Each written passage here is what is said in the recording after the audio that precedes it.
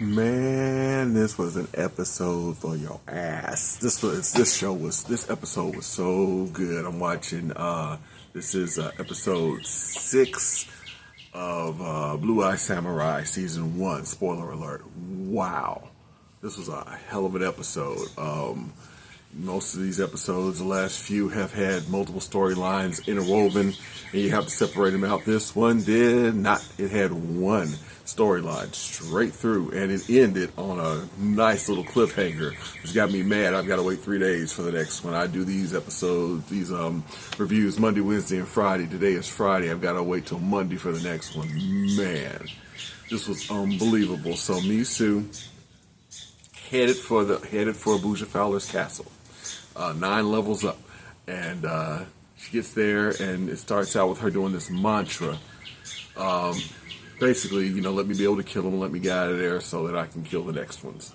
She's killed one. She wants to go after Abuja Fowler and the last 2.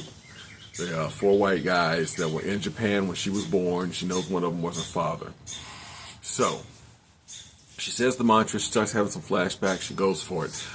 She does these 100 paces. She gets 100 paces, and she finds this grating that takes her down into this tunnel that takes her into the castle.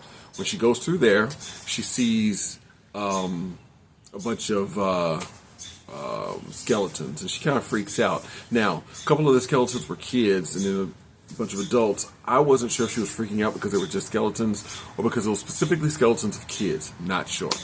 Sorry about the birds. Hopefully they stop soon. Anyway. She goes on, she finds this big door down this tunnel. She tries to pick the lock. The tunnel gets flooded.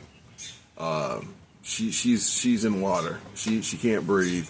She continues to pick the lock. She picks it, swims, gets to a place where she can breathe. Pops out, goes to this next place, where she's, what was it first? I think she's... No, I think the guys are...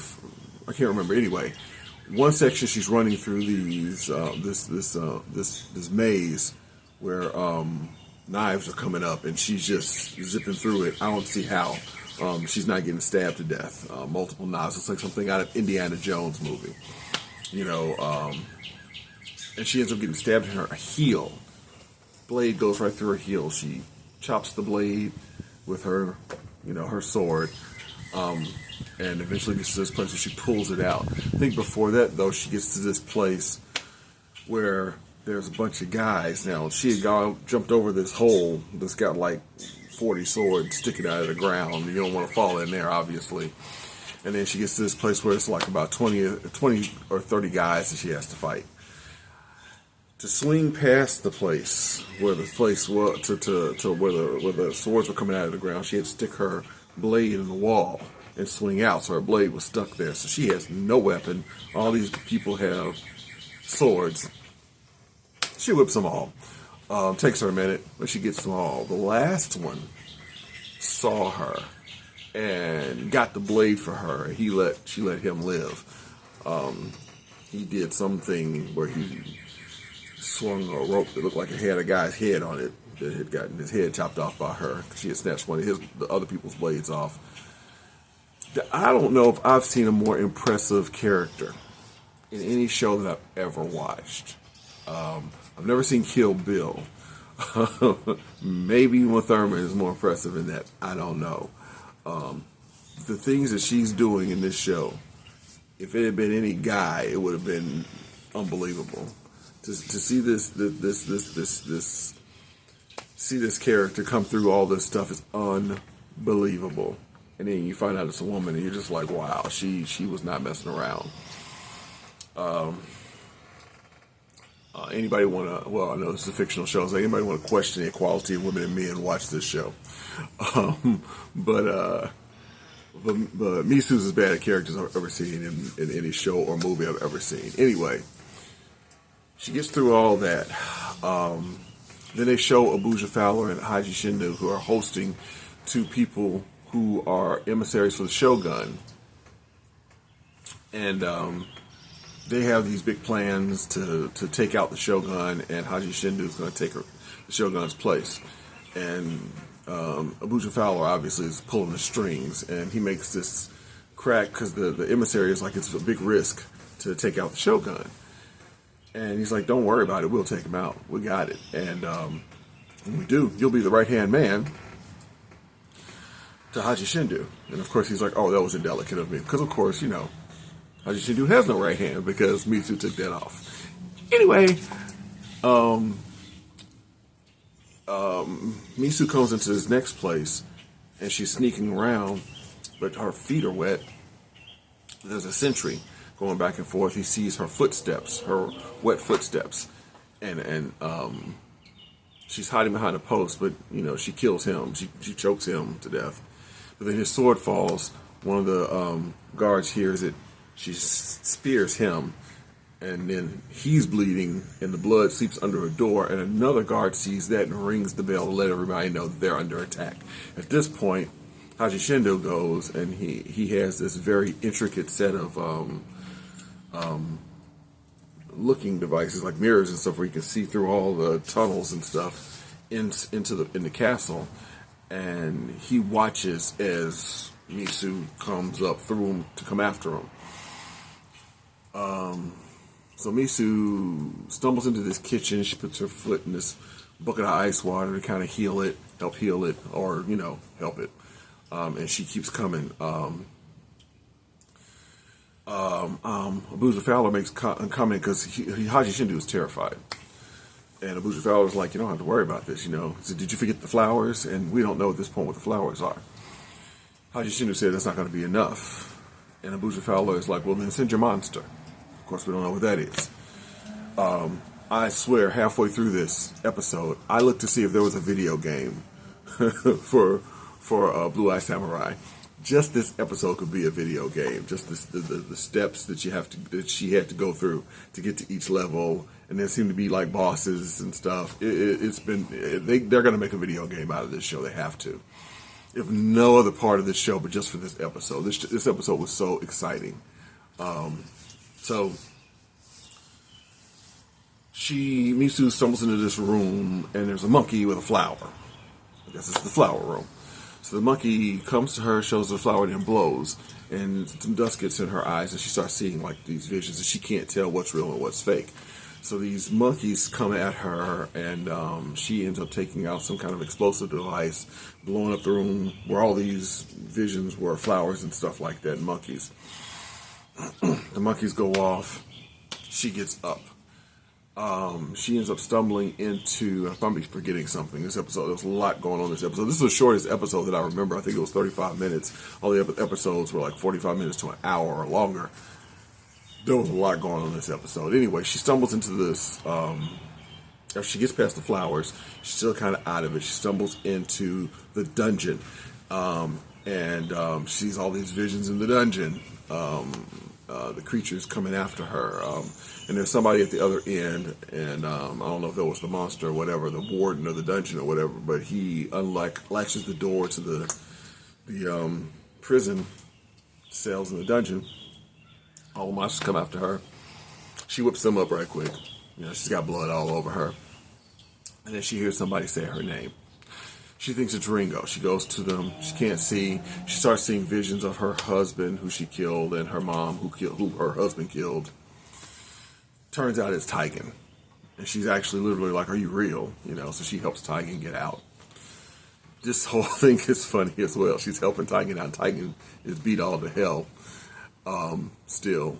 And they're going out, and they're going up because she's still trying to get up there. And Taigen is like, we need to be going down. We're trying to get out of here.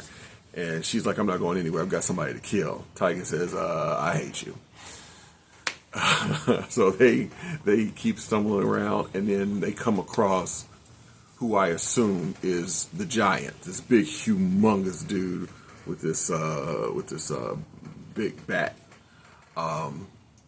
It's a very ornate bat. It's not like it's just a regular baseball bat. This thing is insane. And he looks like he's breathing fire and stuff. So I don't know if this is still her visions or if this is really what this dude looks like. At any rate, she has to fight him.